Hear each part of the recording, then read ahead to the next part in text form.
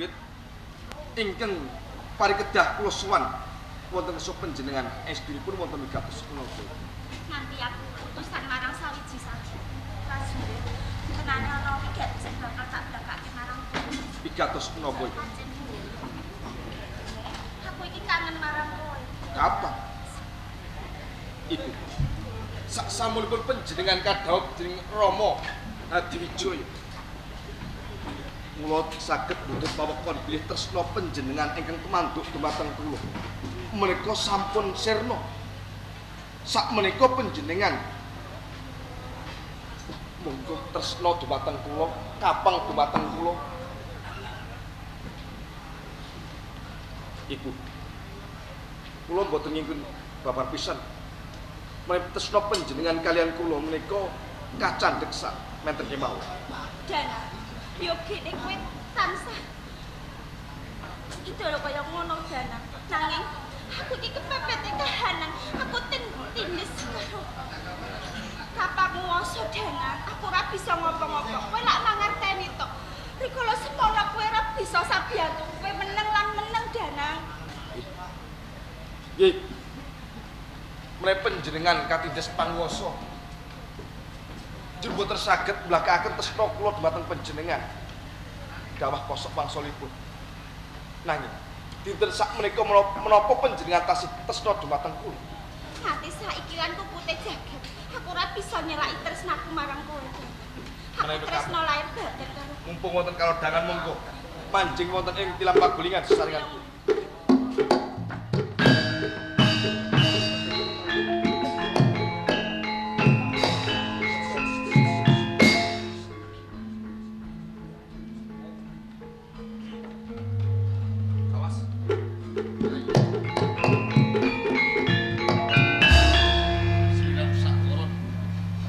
Taman Sari Ibu Semakin mesti wae mangerteni kedadian ing Taman Sari. Nyuwun pangapunten saderengipun Kang Mas. Boten perkawis kula menika mangertosi napa panjenengan tumindak nanging sejatosipun kula ngupadi dumateng panjenengan. Leres Kang Mas. Mbok menawi kaget sakjroning panjenengan. Dene kula merpati panjenengan wonten ing Taman Pamargiti. Tuhunipun kula kautus kalian Kanjeng Rama. Bilih Kanjeng Rama Rama sekapang kalian panjenengan. Monggo panjenengan sareng-sareng kula sowan wonten ing ngersane Kanjeng Rama Hadiwijaya. Menika leres. Panjenengan menika sampun dipun antu-antu kalian Rama Sultan Hadiwijaya. Ingkang supados panjenengan menika sowan wonten ngersanipun. Yai Benawa lan Wiraba. Nggih. Bali ana ing Pajang matura kawan Kanjeng Rama. Lamun tok Kamas Danang gelem bali oleh Pajang. Yen Kanjeng Rama Hadiwijaya wis cukur jenggot lan krok jenggot lan mandheg anggonipun ngunjuk rerusuhan. Namung menika Kang Mas. Sarene sampun kados pekaten kula badhe wangsul wonten ing Pajang matur wonten ing Rama Hadiwijaya.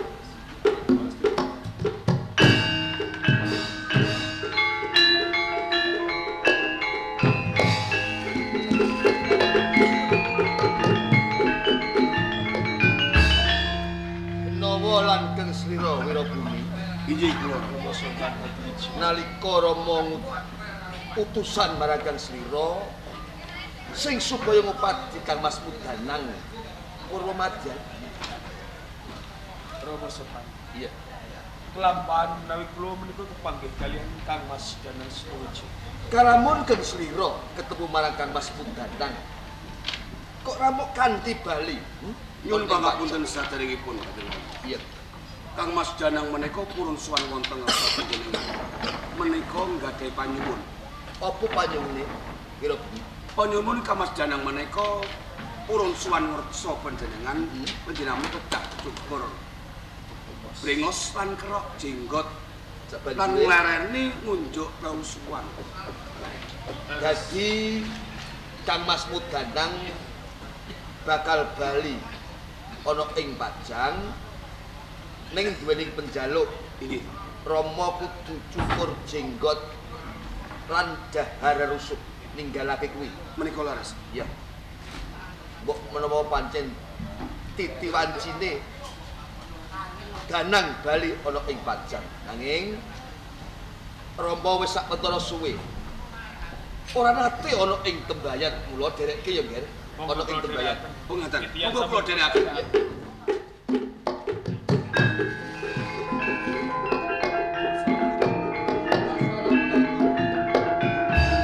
Oh, Kanjeng Sultan. Pangabekti kula katur. Iya ndak tampa puja astutiku kebak tamanono. Gugup anggen kula mugi anggadosaken jimat. Ngersakaken menapa Kanjeng Sultan? Iya. Pancen aku sak pendoro suwe ora nate suwan ana ing ngersaning tembayan iku mula ing papan kene aku kepengin nyekar kono sae tembayan. Oh, ngersakaken mlebet wonten Iya. ing pesarengan nggih. Mula lawae di buka. Ayo dibuka. Nuwun sewu. Nggih, kunci. Pokoke wong Nuwun sewu. Kang Sira kuwi juru kunci. Nggih. Kunci nang ndi kuncine? Jasa kuwi sira. Ya. Berkunci. Buat kuwi itu. Ora ono. Wong kuncinan niku boten enten Kanjeng Sultan. Boten wonten. Ora enak. Boten wonten. Oh lho. Ampun nggih. Ya ya ya. Aduh, pun dalam sewu. Cukup. Nanti teledor iki piye to? Menawa Wira Budi Iji, Bro. iki mratandhakake. Aku durung pinesti nyekar orang saling tembayan. Bali nyang pajak.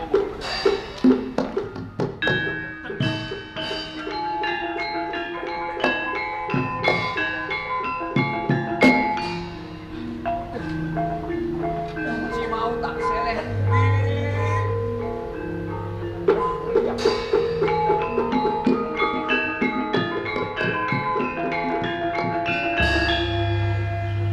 Kados tiyang gayung. Panjenengan Boten. Danang. Nani. ngersakaken menapa Kanjeng Pangeran? Arep nyekar ana ing magome Ki Ageng Bayar. Wonten dalem sewu kala wau Kanjeng Sultan rawuh mriki badhe mlebet wonten ing pesarean, kuncinipun boten enten. Ora ono. Lajeng kondur, Saikine aku kepengin nyekar. Ya, mangke Coba riyen. golek ono. Astagfirullahaladzim. Loh, kok teng mriki?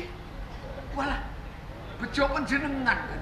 Kaya ngono. Kanjeng Pangeran. Waduh. Sampun kondur. Iki monggo. Aku bakal nyekar. Nggih.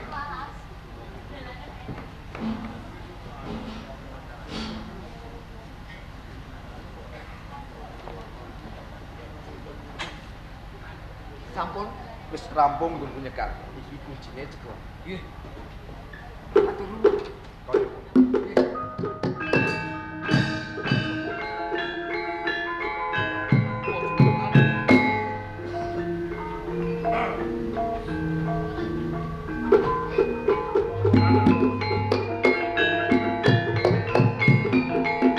Ngantos panjenengan sungsul kula wonten ing makome Ki Ageng Bayar.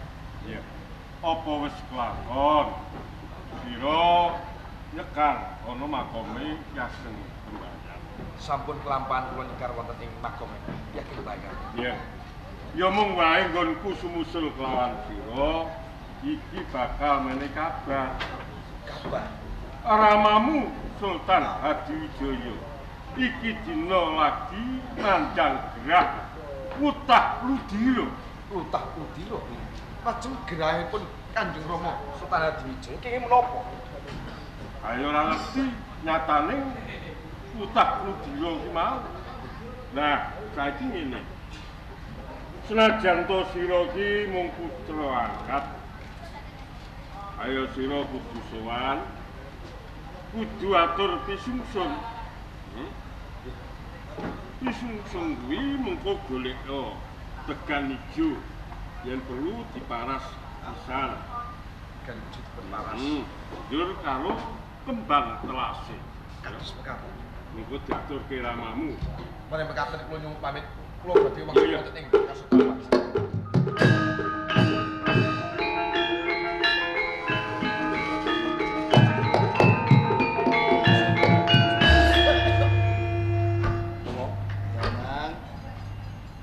Kang Mas Danang badhe saged sowan wonten musuh panjenengan.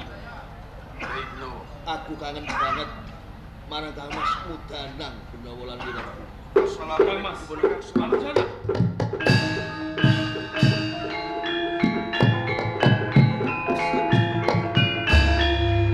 Prabu Sultan, kula kang sowan.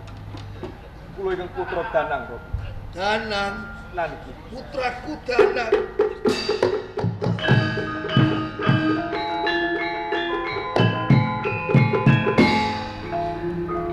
Matur nuwun Dole Danang. Parandene Kang Slira gelem bali ana ing Kasultanan Pajang tuwi marang Rama. Apa nika bisum kaki panjenengan, Prabu. Began diparas lan kembang telasih. Yen ngono kowe wis entek asihmu marang Rama, Danang.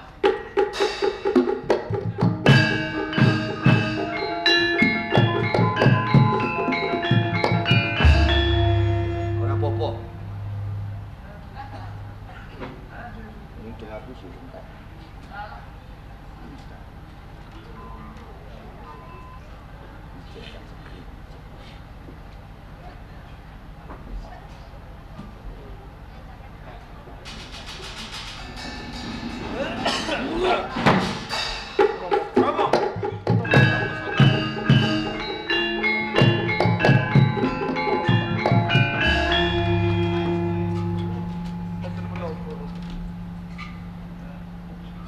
Danang Lan lan kowe Wirabumi lan putraku Benawa. Kanjeng Rama kados Sadurunge Rama ninggalake marang Kang Slira ing papan kene, Rama bakal antum waris. ampun ngendika kados mekaten. Dadaku rasane sesek. Kaya-kaya wis abot anggonku urip ana ing jagating pepadang. Ampun ngendika kados mekaten. Tak wiwiti saka putraku Danang. Kang Slira bakal Rama paringi Kosi Gading Kencana. Yen Kang Slira Wirabumi Iya. tetep bakal Rama paringi bumi ana ing Pajang. Lan Kang Slira Benawa Rama Kang Slira tak paringi bumi Jipang. Ngomong. dipun kiat-kiataken, Rama. Ngomong. Monggo kula kanthi wonten patung sadar. Ora! Ora! Ora! Ora!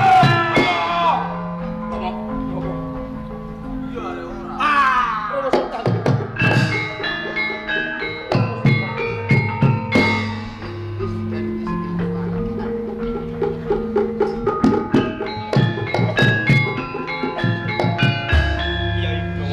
Kang Mas Danang. Sliramu sak ngoros keprung. Apa kang dadi dawuhe Kanjeng Rama Suwarna? Lamun tok bumi Pajang pasti kemang sisi. Menika leres Kang Mas. Bumi Jepang ana ing Nyai Bumi. Kados mekaten. Kursi Gading ana ing tangan. Dadi punjering pemerintahan kang wajib ngrenggani ora ana liya mung aku. Nanging ora tak papanake ana ing Pajang lan Jepang. Tak papanake ana ing Mentara. Sliramu sak koron. Saben taun kudu asok glondong pengarep-arep ana ing Mentara. Kula tansah nuhunipun pangandikanipun Kanjeng Rama lan mitu kalian panjenengan Kang Mas. Sendaya panggadha panjenengan badhe kula estokaken. Saiki ne Pajang wis katon tentrem. Tentreme Kasultanan Pajang lumerek ana ing desa Kedung Bulus sumrambah wonten ing kagungan kersa. Mugi-mugi sak bibaripun nimbali ketoprak Wahyu Manggala pinaringan Bagas Waras. Amin. Cepak rejeki adoh saka bilahi. Amin. Pawiyatan sampun kula gembul bujana.